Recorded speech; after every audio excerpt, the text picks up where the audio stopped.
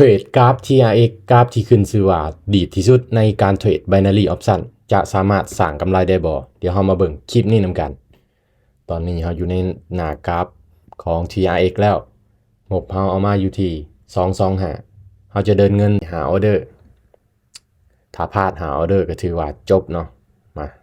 เทคนิคเรา Balance of Power คือเก่าเนาะมาเบิ่งกันว่าเราสิสามารถสร้างกำไรได้บ่กราฟดีดตลอดเวลาเนาะมาดีดแบบนี้ไปถึกตัวใดมาเนาะมาลุ้นเบิ่งกันมาหาใหม่เนาะหา10 20 40 70และไม่สุดท้ายไม่ออินนะมาเดินตามระเบียบเนาะหาไม่ถ้าพลาดบ่เกินหาไม่มีกำไรแน่นอนเนาะ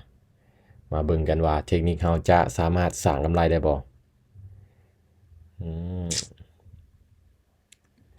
มากราฟนี้ก็บ่ได้ค่อยได้เทรดเนาะบ่ได้ค่อยสร้างกำไรในกราฟนี้เนาะเพราะว่ามันดีดเกินเนาะมาเราจะบ่รอท่าว่า1วิหรือว่า3วิเนาะเราจะตามเทคนิคเราคือเก่าเนาะมามันซี่ขึ้นมาแบบนี้เนาะจัดขายเลยขายออเดอร์แรกมา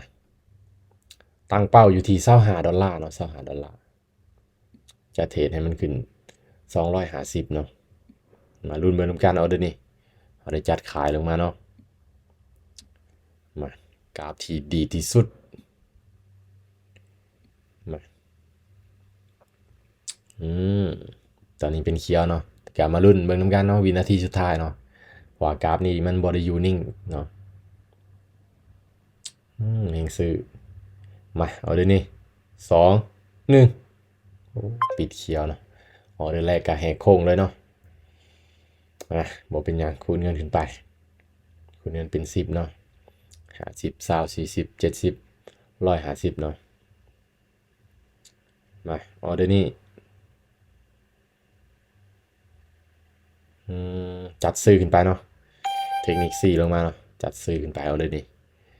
มามั่นใจเนาะว่าเทคนิคเขาจะบ่พลาดเกินหาออเดอร์แน่นอนมาถ้าพลาดหาออเดอร์นี่ก็ถือว่าพอร์ตเฮาสิกลายเป็นสีแดงเนาะ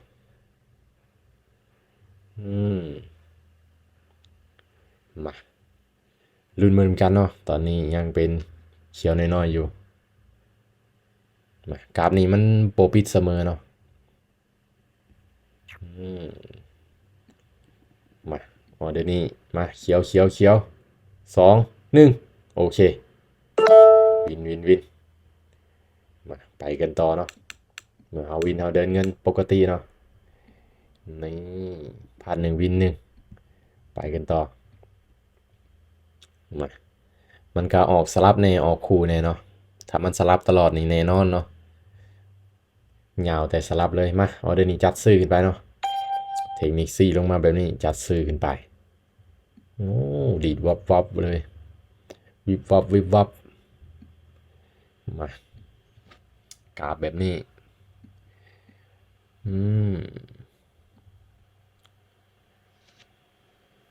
กราฟนี้บ่ได้ดีด1วิเนาะดีดตลอดเวลาวิบวับเลย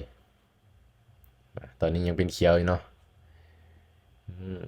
กราฟนี่นะมันออกซ้ายออกขวาก็ได้เนาะเห็นบ่ขึ้นเขียวบางยาวๆยังดีดลงมาเอาเดี๋ยวนี้3 2 1โอ้พลาดเนาะมาพลาดคูณเงินตามระเบียบเนาะเอายังพลาด1วิน1อยู่ออกไป3ออเดอร์พลาด2วิน1เนาะมาออเดอร์คูณเงินเนาะมาเทคนิคเขาจังได้4ขึ้นมาแบบนี้จัดขายเลยตามขายลงมาเนาะเทคนิคเขามันสิใส่ได้ทุกตลาดบ่แน่นอนเนาะมันบ่ได้เข้าได้ทุกจุดอยู่แล้วเนาะแต่ละเทคนิคและบ่มีเทคนิคใดที่จะวิน100%อยู่แล้วเพราะว่าการเทรดมีได้มีเสียอยู่แล้วเนาะ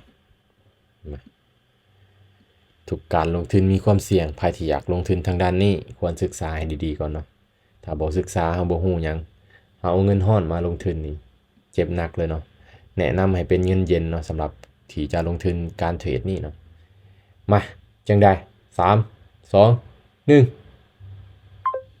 พลาด2ออเดอร์ละมา ออเดอร์ที่3เนาะโอกาสเฮาหาออเดอร์มาการันตีบ่พลาดเกินนี้เนาะ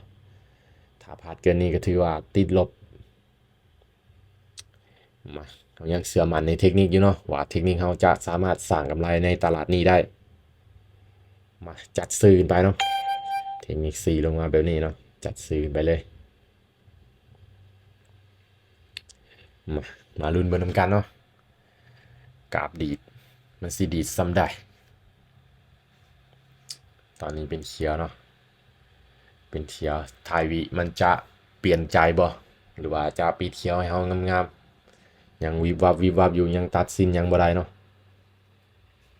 ขึ้นมาขึ้นมาขึ้นมาพี่7วิสุดท้าย5 4 3 2 1โอ้บ่ดีดเนาะมันนิ่งเขียวมันดีดลงมาจึ้งเลยเนาะมันน่าสิดีด1 วิขึ้นไปแต่ว่าบ่ดีดเนาะมาอ๋อเดี๋ยวนี้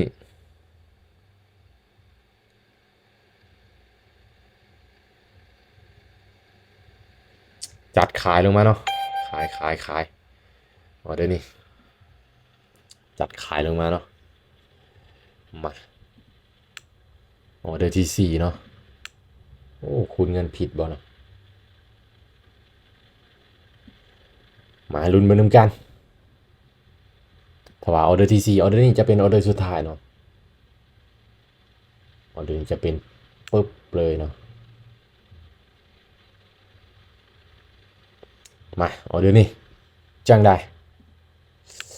จัดขายลงมาเนาะมาปิดแดง3 2 1โบได้เนาะมา10 20 40มาเราจะแบ่งไป70เนาะ70โอเคจัดซื้อเนาะออเดอร์นี้เทคนิค4ลงมาเนาะ4ลงมาไม้สุดท้ายจะเป็นการออินตัวนี้เนาะมา1 2 3 4ฮะแสดงว่า6ออเดอร์เนาะกว่าเขามีกำไรมาแล้วเนาะ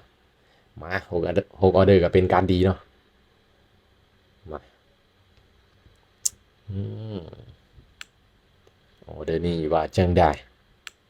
จัดซื้อขึ้นไปเนาะขอให้นิ่งออเดอร์นี้4 3 2 1โอเคโอ้แต่ว่ากำไรบวกกลับมาเนาะยังขาดทุนอยู่4เหรียญเนาะมาคูณเงินพลาดเนาะถ้าออินนี่กำไรลายตะกี้นี่เนาะแต่ว่าถ้าเขาพลาดเขาก็เสียลายเช่นกันเนาะมาเดี๋ยวออเดอร์นี้จะเดินเงินอยู่ที่10เลยเนาะ10เลยมาจัดซื้อขึ้นไปเลยเขาเดี๋ยวนี้เทคนิค4ลงมาแบบนี้จัดซื้อขึ้นไปเนาะมาเป้าเขาก็คือ$25เนาะเทรดขึ้นไปให้มันฮอด250เหรียญเนาะมา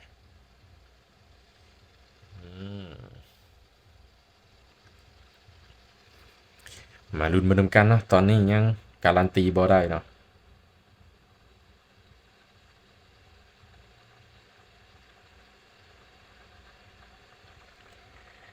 มา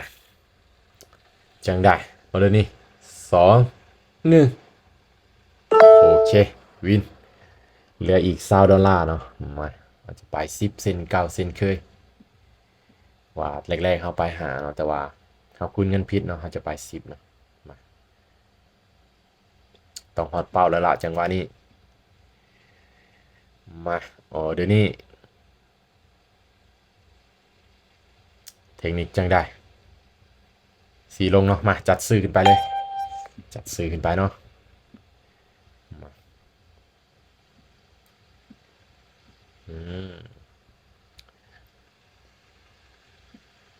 อ๋อเดี๋ยวนี้ขึ้นได้โอ้แหงขาย100%เลย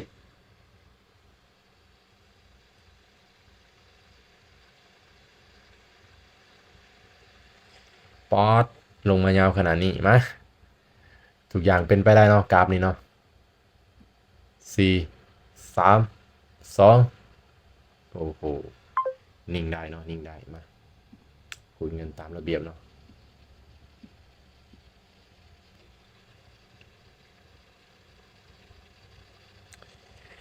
มาเอาเดี๋ยวนี้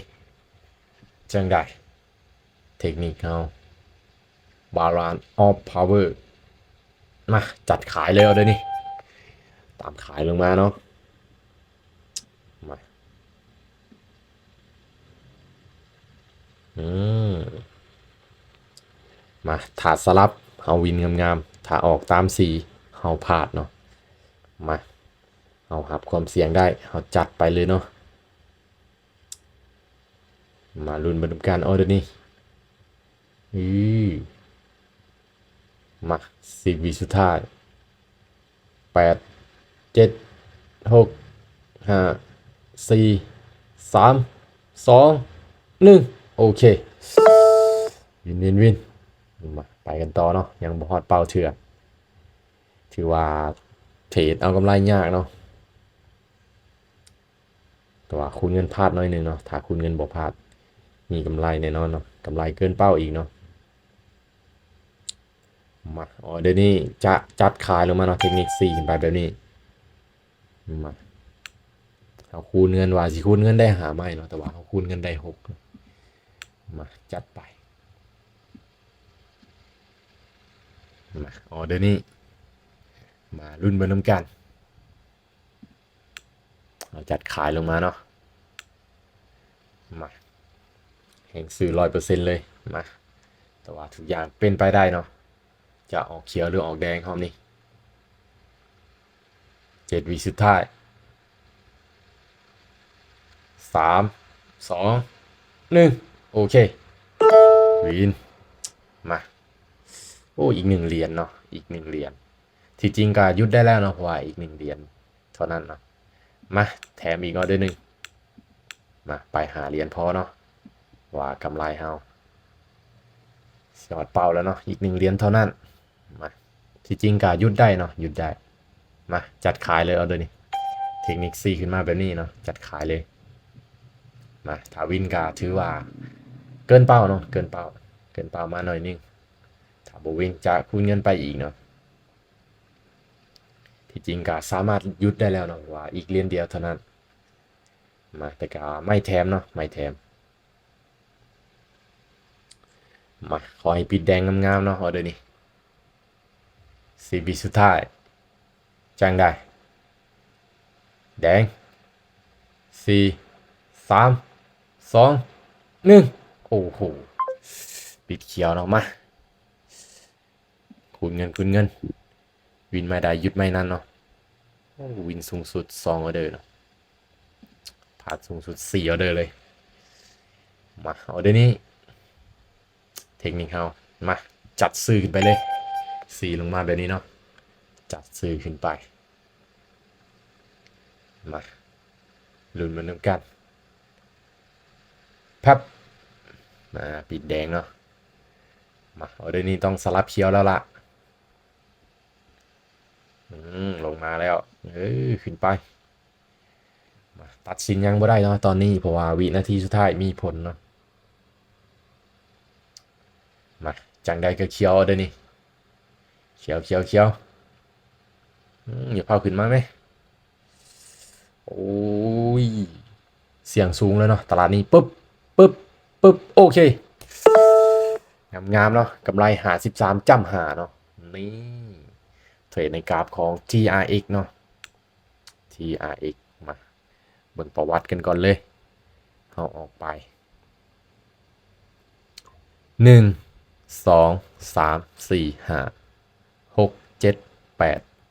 9 10 11 12 13ออเดอร์เนาะ13นี่วิน6ออเดอร์เนาะ6ออเดอร์พลาดนี่1 2 3 4 5 6พลาด7วิน6เนาะมาจัดไปก็ถือว่ามีกำไรตามเป้าเนาะตามเทคนิคของเขาคูณเงินได้6ไม้เนาะ6ไม้ว่าสิคูณ5ไม้แต่ว่าแบ่งไปเนาะไม้สุดท้ายบ่ได้อออินเนาะก็เลยได้6ไม้เนาะจัดไปงามๆเนาะเกือบรับแต่กลับมาได้แน่นอนเนาะทุกการลงทุนมีความเสี่ยงและมีได้มีเสียสำหรับใครที่อยากลงทุนทางด้านนี้ควรศึกษาให้ดีๆก่อนเนาะแล้วเงินที่เราจะเอามาลงทุนนี่ แนะนำให้เป็นเงินเย็นเนาะเงินที่บ่เดือดร้อนไผเนาะเงินที่บ่ขาดบ่เกินเนาะเงินที่ขาดเกินแล้วเนาะเงินที่ขาดเกินบ่ขาดบ่เกินเว้าผิดหน่อยหนึงนะขอโทษขออภัยสำหรับคลิปนี้เทรดให้เบิ่งเป็นกรณีศึกษาเท่านั้นบ่ได้ชักชวนผู้ใดให้มาเทรดหรือว่าลงทุนนำเนาะสำหรับคลิปนี้ขอขอบใจ